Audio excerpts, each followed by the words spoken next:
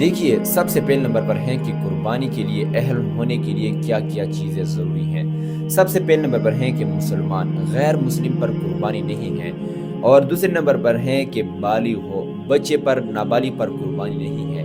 تیسرے نمبر پر ہے کہ عاقل ہو، مجنون دیوانہ نہ ہو۔ چوتھے نمبر پر ہے کہ مقیم ہو، مسافر پر قربانی نہیں ہے۔ ہاں، البتہ اگر مسافر قربانی کرے تو یہ اچھی اور پسندیدہ بات ہے۔ پانچویں نمبر پر ہے کہ صاحب نصاب ہونا، صاحب نصاب ہو آپ۔ اگر آپ مسلمان بھی ہیں، بالغ بھی ہیں، عاقل بھی ہیں، مقیم بھی ہیں، اگر آپ صاحب نصاب نہیں ہیں، آپ کے پاس مال نہیں ہے، تو آپ پر قربانی واجب نہیں ہے۔ قربانی کے لیے صاحب نصاب ہونا اس کے ساتھ ساتھ ضروری ہے۔ اب صاحب نصاب کیا ہے؟ صاحب نصاب سے کیا مراد ہے؟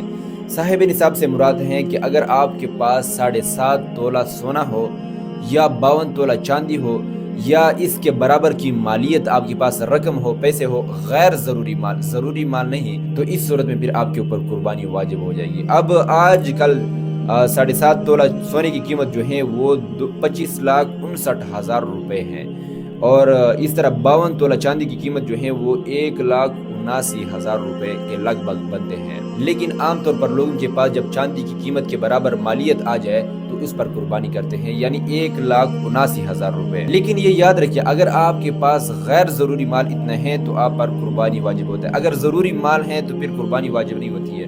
مثال کے طور پر 10 ذی الحجہ کو، 11 ذی الحجہ کو، 12 ذی الحجہ کے بعد اگر آپ کے پاس 1,80,000 روپے آگے ہیں تو یہ تو نصاب کو پہنچتے ہیں، لیکن وہ ضروری مال ہیں، آپ کے اوپر قرض ہیں، گھر کا کرایہ ہے، اس طرح بل آپ کے اوپر آئے ہوئے ہیں، گیس کا بل ہے، بجلی کا بل ہے، تو یہ ضروری مال ہو گیا، تب آپ کے اوپر پھر قربانی واجب نہیں ہوتی ہے۔ اگر غیر ضروری ہو، آپ نے یہ سب کچھ بھی ادا کیا ہو، بچوں کے سکول کی فیس ہو گیا ہے، گھر کا کرایہ ہو گیا ہے، بل آپ نے ادا کیے ہو، اور اس کے بعد بھی آپ کے پاس اتنی رقم بچتی ہو، تب آپ کے اوپر قربانی واجب ہوتی ہے۔